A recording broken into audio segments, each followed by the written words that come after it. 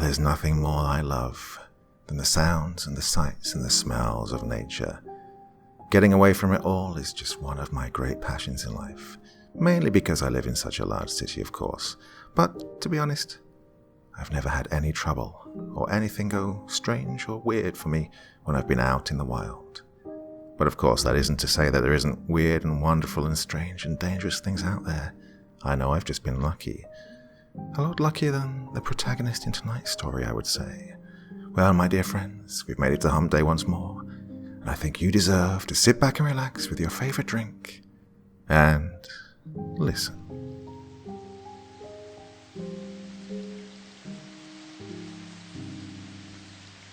I've always loved the colors of fall. The reds, oranges and yellows blended with the grey skies of October and November are more beautiful than any picture man could paint. Every autumn, in my old stomping grounds of upstate New York, I would hike a trail in the Adirondack Mountains. Sometimes I would make the hike in a day. Others, I would bring camping equipment so that I could walk at my leisure. And if it took 2 or 3 days, I wouldn't mind. These hikes were a tradition I had begun when my father first took me hiking at age 10. And now, at age 27, I still had no thoughts about breaking that tradition for anything. That was why, on November 11th, 2 days before my birthday, I found myself on a trail that started at Elk Lake and went up Mount Marcy, the highest mountain in the Adirondacks. A lot of people like my friendly personality, but find I'm a bit too quirky to try to be in a relationship with. So, well, I was hiking alone. It didn't bother me too much. I'd been hiking alone ever since my father died a decade ago, so I was used to being alone when the breathtaking scenery would reveal itself. Sometimes I wished I could share the view with someone, but beggars can't be choosers, right? I was happy enough to see what I saw when I saw it. The hike began ordinarily enough. I'd driven to Elk Lake and arrived at 7 a.m. without a hitch. It was a Saturday morning, and the hike was going to be about 21 miles round trip, so I'd prepared supplies that allowed me to spend the night out in nature. It was a typical upstate November day. Grey skies, about 40 degrees Fahrenheit, windy and looking like it could start raining at any second. A perfect day in my eyes. The trail starts on a slow, lazy incline up the side of the mountain, and I took my time taking each step so that I could enjoy the crisp air and the sounds of nature. Since it was still early in the morning, a myriad of creatures was out foraging what they could before the brutal winter came and completely removed the land of all growing food. I saw squirrels, rabbits, I even spotted a deer within the first hour. Even though I had a large pack on my back, years of practice had taught me to be quiet, even while carrying a decent load, so as to not scare away the wildlife that were just trying to live their lives in their natural homes. Soon, the gentle slope gained a bit more of an incline, and I turned my attention away from sightseeing to do some serious hiking. The cold air felt amazing as I breathed it into my lungs, and I felt like I had all the energy in the world as I ascended up the trail, a smile never leaving my face. All the years of hiking, and never once had it ever gotten old for me. I still felt the sheer wonder of immersion in nature that I felt on that first trip that my father had taken me on. Before I knew it, my wristwatch read noon, and it was time to stop for some lunch. I stopped next to a fallen log that conveniently rested beside the trail and made a little temporary campsite. As I got the fire started and retrieved some food from my pack, I marveled at the calming isolation I was currently experiencing. During the summer months, these trails are packed with tourists, but now, in the early days of November, the woods were practically deserted. There were only a few crazed outdoor people, like myself, who would trek these paths during the fall, and I was perfectly fine with that. I was in the middle of my meal when it struck me. There were no sounds around me at all. It wasn't just the silence of animals when a predator or a human is around. No. No wind stirred. No leaves moved. The only sounds I could hear was the crackling of the fire, the crunch of the food in my mouth, and the faint beat of my heart. I've been subjected to silence in nature before, but never had I experienced an absolute quiet like that. It unnerved me, and I ate the rest of my lunch with haste so that I could leave that spot as fast as possible. My mood improved when I was back on my feet, and in no time I heard the typical sounds of the forest again as I trekked up the path. I decided I was covering good ground at great speed, so I slowed my ascent so I could concentrate on the wilderness around me. I didn't spot any more animals, but the mixing of the colors of the fallen leaves and listening to the multitude of bird songs that filled the air was enough for me. I sort of went into a trance, extending my senses out and not really being aware of my body, just feeling like I was one with nature. I'd been in this moving meditation for about 20 minutes when a thought sprung up, interrupting my stupor and brought me back completely. I'd been listening to my echoing steps stirring up the fallen leaves that littered the ground for a while when I realized the path I was walking upon didn't have piles of fallen leaves on it. Even if it did, the sound of their crunching shouldn't be echoing. No.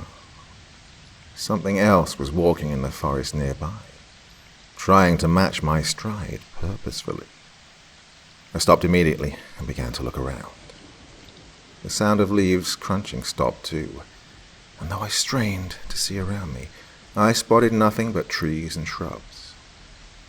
The sky was still cloudy and grey, but there was enough light that I could see clearly. Yet there was nothing there. I was positive that I'd heard footfalls not too far off, and yet not being able to see what made those steps caused the hairs on the back of my neck to stand up. I'm not stupid, and I've seen plenty of horror movies before. This whole situation was eerie and unnatural. Deciding to be safe rather than sorry, I quickly opened my pack and retrieved my soft air pistol. If you've never heard of airsoft, it's a game played kind of like paintball, except the little plastic BBs are fired rather than balls full of paint. Another main difference is that airsoft guns look almost exactly like real guns. I had an airsoft pistol that looked exactly like a .45 handgun, and I'd even broken off the orange tip that all soft air guns are required to have to prove it's fake. Holding my fake gun in my hand, I started walking again. I kept my ears strained for sound of piles of leaves being disturbed, yet I heard nothing start up with me. I kept my guard up for another hour, before deciding that if there had been something off in the woods, it was probably just an animal, and was as scared of me as I was of it. Laughing to myself about my own paranoia, I put my fake pistol back into my bag and went back to concentrating on my hike. The rest of my journey for that day was uneventful. When it started to get dark, around 5:30, I decided to make camp for the night. I'd done much better than I expected, and had already reached the summit and was on my way back down. I went off the trail by about 50 feet into a small clearing and set up my tent and built a fire. I sat on the ground by the fire, thoroughly exhausted yet satisfied by today's hike, and just watched the flames leap, listening to the wood of the fire crackle and pop while it burned. The gloom of the New York afternoon soon became the darkness of dusk, and after feeding some more branches to the flames, I started to cook the rest of my rations for the day. A chill, more so than had been during the day, was in the air, forcing me to crawl into my tent where my pack resided to fetch a spare sweater. After donning the extra layer and putting my jacket back on, a familiar thought crept back into my head. The forest was too quiet again. I was about to dismiss the notion when a rustling outside caught my ears. Something was kicking up leaves again in a slow manner, very close to my tent. Whatever it was, I could tell that it was big. I was worried a bear might be nosing around my camp, drawn by the smell of my cooked food. But I'd never heard of bears being active around here. It was a too often used trail filled with the smell of humans. Deftly and softly, I lifted my tent flap just a tad to peer outside and see if I could spot my campsite's unwelcome visitor. Yes, as I thought. The dimness of dusk made visibility outside of the light of the fire almost impossible. My hand was forced, and I went to my pack to retrieve my strap-on headlamp and my real weapon of defense, my flare gun. I'd never been a fan of real firearms, and the flare gun was the closest thing to a real gun that I would ever own. It basically is a real gun, as a well-placed flare shot can kill a man if need be, and the noise and light it produces can scare off would-be animal attackers. Attaching the strap-on light to my head, and having the flare gun at ready, I left my tent slowly, so as to not startle the creature, whatever it was, and have it attack out of fear. I gaze around with a measured look, my bright lamp illuminating about 20 feet outside of the camp, before the darkness swallowed up the light. I'd gotten to about a full circle around my camp, when a slight crinkling sound behind me made my head whip around on instinct. I saw something disappear into the night, stirring up leaves as it fled from the camp. It was a leg. A long, beastly leg covered in brown, shaggy fur. It didn't have the shape of the traditional back legs that animals that walk on all fours have. It seemed to have been a leg that a bipedal animal would be walking on. This leg, however, was far larger and thicker than any monkey or ape I'd ever seen, and the foot gave the feeling of not truly belonging to the leg. It should have been attached to something with feathers, for the foot had 3 toes in front and 1 in the back, almost exactly like an owl's foot. Just like an owl's foot, too, each toe had a long talon that flashed in the light of my headlamp. Those claws must have been a foot long apiece. I stood in stunned silence for a few moments, my mind trying to warp around what I'd just seen. I decided to turn off my headlamp to save battery life, and sat by the fire, continuing to cook my food. I didn't know what else to do at that point. With the combination of the darkness of night and the build-up of my paranoia, I could maybe have imagined the leg. If the leg was real, well, what were my options? To try and call park rangers and convince them there was a monster up here with me? And if I did convince them, what were the chances they'd make it up to me in time? I decided I was being silly with my talk of monsters. Okay, maybe I did see a leg of some creature that was curious about the light and the smells coming from my camp, but, well, with the nighttime cover and my anxiety at work, I could very easily get the details about the leg wrong. I did see it only for a moment, and, well, the human brain is amazing at playing tricks on itself. I was safe. The animal had run away from me, and all I had to do was convince my brain of that. The hot dogs I'd speared on a few sticks were basically done, so I turned my attention to them. It's amazing how much being afraid can mask your sense of hunger, and I realized that I was starving. I quickly polished off the crispy hot dogs and put the rest of the pack on the sticks and set them cooking. With the blackness of the night deepening, I decided to stave off the loneliness of the night with some music. I made a quick visit inside my tent to retrieve my late grandfather's harmonica and returned to my spot by the fire. I was in the middle of my first tune, Take Me Home, Country Roads, when I spotted something that made me stop and stare. 2 of my hot dogs were missing. What's more is that the sticks that they'd been speared on were broken. Examining the broken edges, it appeared that something had bitten off the areas for the hot dogs, rather than just take the hot dogs off the stick. The bitten off stick edges looked sharpened, so whatever bit the ends off had teeth that could shear through wood like butter. It was then that I realized the dead silence had returned, and not even the wind stirred in any of the branches of the trees surrounding my camp. Due to this silence, I heard a tiny plop a few feet to my right. I decided to look with my eyes, but keep my head facing forward, as if I was still examining the sticks. I saw nothing, but distinctly heard the plop again. I suddenly turned my head very slightly to the right so I could get a better view. A few feet to my right was a tall pine tree, thick with its needles. Underneath it was a pile of needles that had fallen to the forest floor. By now they'd all turned yellow with age. Again, there was a plop, like rain was starting to fall, but the air didn't have the smell of ozone it gets before a rainfall, and I didn't feel any drops on myself, and the sound wasn't coming from anywhere but to my right.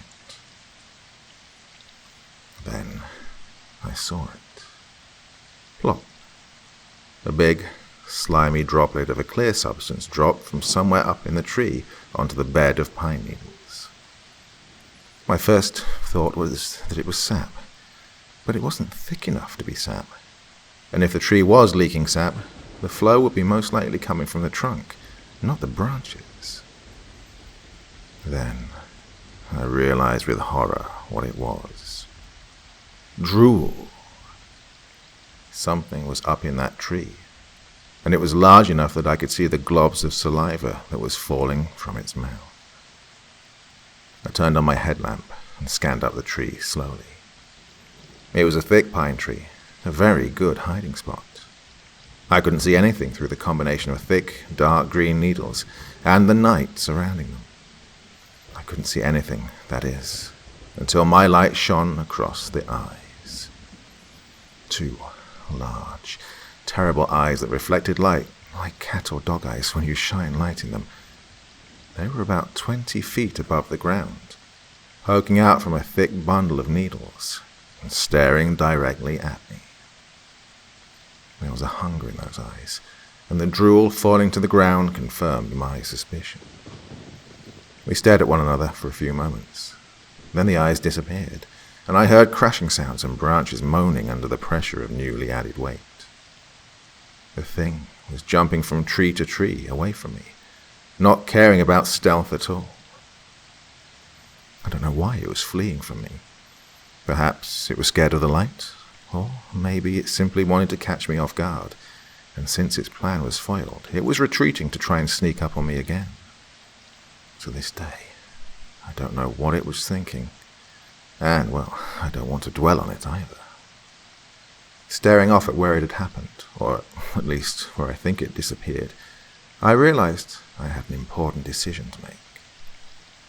I could stay here at the camp, keep the fire going, hope it didn't attack, and try to make it back to my car by daylight, exhausted from not sleeping.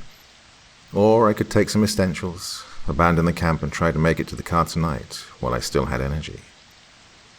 I decided on the latter, as I needed to get out of these mountains ASAP, and I believed that I would be quicker and more alert now, instead of a few hours from now with stressed out nerves and no sleep.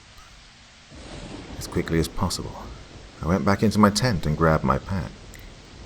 Exiting, I judged how much light my headlamp would produce and was satisfied with the result. Yet, I still felt like I wanted some more protection. Rooting through my large backpack, I grabbed a spare shirt I'd packed and ripped it to shreds. Finding a decent-sized branch, I tied the cloth pieces to it, then used some of my spare lighter fluid that I had to help start fires with, and doused the pieces, creating a makeshift torch. Lighting it, and making sure the fire was staying where I wanted it to be, I left my things where they lay, and began the trek through the darkness back to my car, with a torch in one hand and my flare gun in the other. My descent was the stuff of nightmares.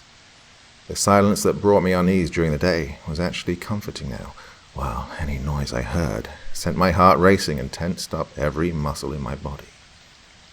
Though I now had two sources of light, they didn't extend through the twilight very much, and outside of the path and the trees that lined the side of the path, I was blind to all else that moved through the night. My survival depended on movement, which I consciously knew, and no matter what I heard, I kept putting one foot in front of the other. Things came to a head when I was about halfway done with my death march. Coming around a bend in the path, my headlamp picked up a huge pile of leaves by the side of the trail. And when I say huge, I mean it, for the pile was a tad bit taller than I was, and I'm a solid 6'1". I hadn't seen it when I'd been ascending during the day, and I knew that there was no possible way the wind had blown somehow these leaves together during the night, for I'd barely felt or heard any wind at all since the sun had gone down. I couldn't hear very well due to the torch's open flame being so near, and I had no desire to go near that pile of leaves, even to investigate to determine whether that's what it was or not. I made the rash decision to shoot the pile of leaves with my flare gun. Looking back, I realized that I could have started a forest fire, but I didn't care about that at the time. I wanted to live, and if I was to be labeled an arsonist and spend some time in jail, well, so be it. At least I'd be alive to serve my time. The flare gun emitted a loud crack as the flare shot into the pile of leaves. Light and heat flooded into the pile, and an ear-piercing scream of pain and anger shattered the stillness of the night. A large, brown, shaggy-furred monstrosity burst from the pile onto the path, shrieking and batting at the flare stuck in its chest. This was when I confirmed this creature was nothing like anything I had ever seen or heard from before. It must have been at least 7 feet tall. The beast was coated from head to toe in fur, all of it thick and curly like an English sheepdog. It had long, thick arms that ended in very human-like hands, each finger as thick as an average man's forearm. I saw that the leg I'd seen before was indeed the leg of this creature. The large talons were dug into the earth, and it was tensed in pain from the heat and fire of the flare. The head was very large, as the eyes of the monster were huge, filled with pain and fear, but also rage and understanding. The mouth, that was constantly open as it roared over and over in frustration at the flare embedded in it, was filled to the brim with razor-sharp teeth, each tooth as long and serrated as a steak knife. It was then my instinct took full control, and I sprinted past the monstrosity as fast as my legs could move, dropping my makeshift torch in the heat of the moment. As I passed the creature, I felt something slam into my backpack, pushing me forward suddenly and making me stumble as I sprinted. Time seemed to slow, as my feet kept going forward at awkward angles, and my balance shifted, almost making me faceplant straight into the dirt path. Something out there has me in graces, though, for I managed to keep my balance and continue sprinting down the path. When it comes to running, I'm a marathon runner, not a sprinter, and yet, with adrenaline fueling my muscles and mind, I ran faster than I'd ever run before in my life, and I kept up the pace for a long time.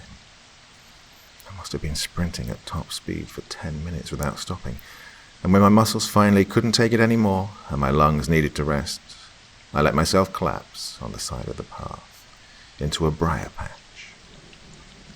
I was panting and wheezing loudly, my lungs and body deprived of oxygen from the marathon sprinting I'd just done. I didn't care about the scratches that now littered my face and arms. I needed to rest, and the briar patch gave me some cover, at least. Well, it turns out that decision saved my life. Not a minute passed after my collapse that I heard a sound of something coming down the path. I could hear the air moving as something large came charging down the path, and yet I heard no footfalls. Fear made me stop breathing, though my body still needed it, and after I switched off my headlamp, I covered my mouth with my hands to cover any escaping gasps my body might take. As the beast passed, I heard very faint grunting and snarling as the wind generated by the creature caressed over me, carrying with it a foul smell of wet fur, feces, and blood. And then it was gone, down the path, in its pursuit of me, to surely tear me limb from limb. I stayed quiet and motionless for a long time, in the dark of the night and under the cover of the briar patch, I couldn't tell if minutes or hours had passed, and I didn't care. Going from second to second where I was alive and still breathing was all that I cared about in the moment. Eventually, the sounds of a typical night surrounded me, and when my limbs and lungs no longer felt like they were on fire, I cautiously crawled out of my safe haven and flipped my headlight back on. I sneaked along the side of the trail for the rest of my descent. Early on, I almost shat myself when a bush rustled off to the side of me. Turning, my light caught a rabbit sprinting from the bushes into the blackness of the forest.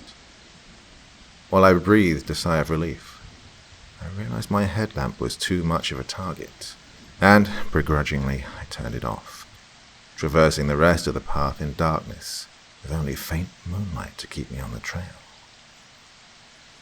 Time dragged on as slowly as my every inching step. Every footstep I took was too loud for my liking, though I knew they were as quiet as I could make them. Every slight silhouette of a shadowy outline against an even blacker backdrop convinced my heart the creature was there and my time on this earth was up. Every rustle was the creature getting ready to pounce. Every small gust of wind was its breath on me as it towered above my crouched form.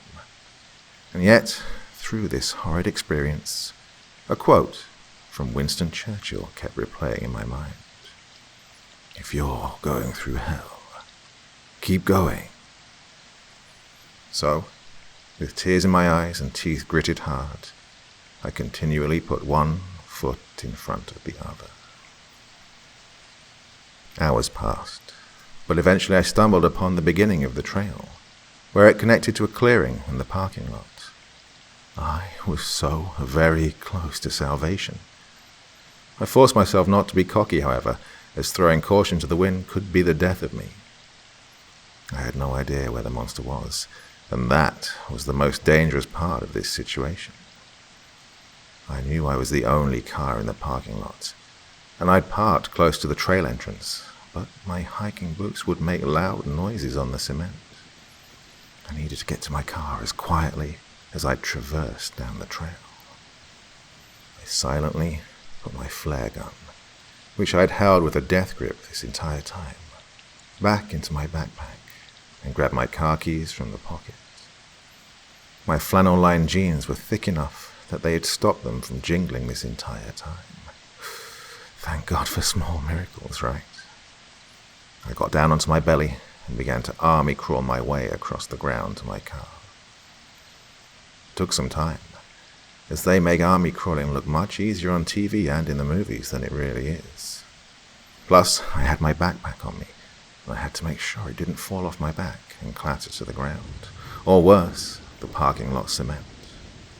I made it to my car, however, and hope finally started to kindle within me. I pushed the button to unlock the doors, and being able to clearly hear the car's doors locks unlocking made me realize something. The night had become silent as the grave again. Adrenaline coursed through me once more, and in almost one fluid motion, I opened the driver door, threw my pack into the passenger seat, and got into the car. With one hand, I slammed my door shut, and the other hand jammed the keys into the ignition and violently turned. My car roared to life, and as soon as I turned the lights on to see, I threw the car into drive and gunned it to the exit of the parking lot, not even taking the time to buckle my seatbelt. As I was flooring it towards the parking lot exit, something big slammed into the back side of my car, causing me to almost lose control. I managed to correctly counter-turn the steering wheel and got my car under control again. Risking a glance out of my rearview mirror, I saw the creature in the red light of my taillights, staring at me while I left. Even through the gloom of the early morning and limited vision of my rearview mirror, I could see the hatred and rage that shone in its eyes as it watched me escape. This was confirmed as the creature vanished from the limited light my taillights produced, and I heard a high-pitched, infernal, keening wail of a hunter who has just seen their prey escape. Things are somewhat blurry after that. I know I drove straight home, down to Albany, and locked all my doors and windows and cowered in the bathroom till the sun rose.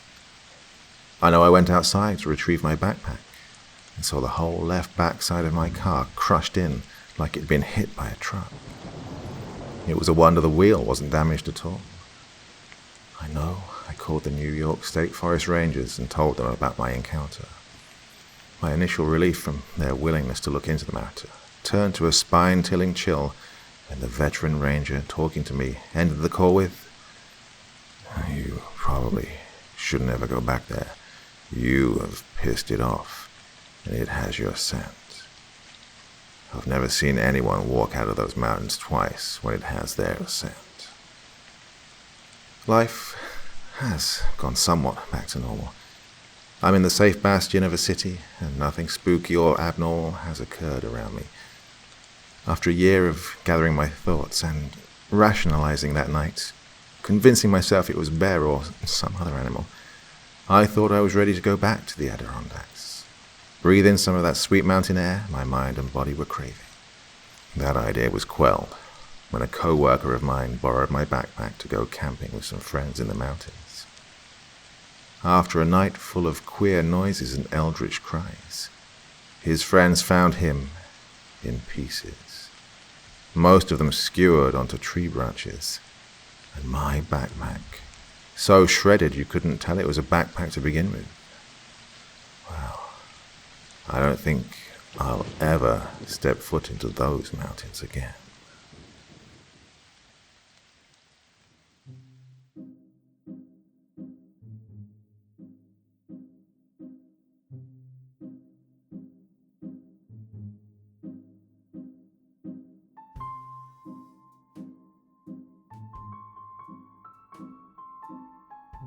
Now, wasn't that a fantastic one? Well, yes indeed. I loved that. A subject very close to my heart, although I've never seen anything strange like that at all. It's nice to read about it and imagine that we don't know everything that goes on in this world at all by any means. Well, another one from Dr. CREEPEN'S Vault, the subreddit I set up, so you could share your stories with me and I could read them all for you. So, if you've got a story, very, very interested in reading it, send it over to Dr. CREEPEN'S Vault and I might just read it here for you all. Well, enough for me for one evening. Of course, I'll be back again very soon. Make sure you join me, okay? Until then, sweet dreams and bye-bye.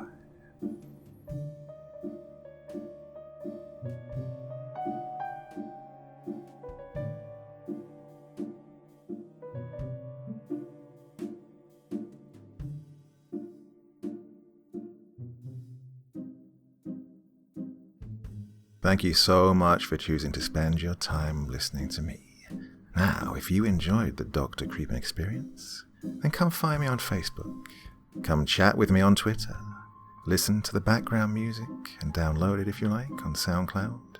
Drop by the store, pick up a t-shirt. And, importantly, if you've got a story you'd like me to read, send it to Dr. Creepen's Vault, the subreddit I set up so that I could read your stories. Now, looking forward to seeing you all again real soon. So, come check me out, okay?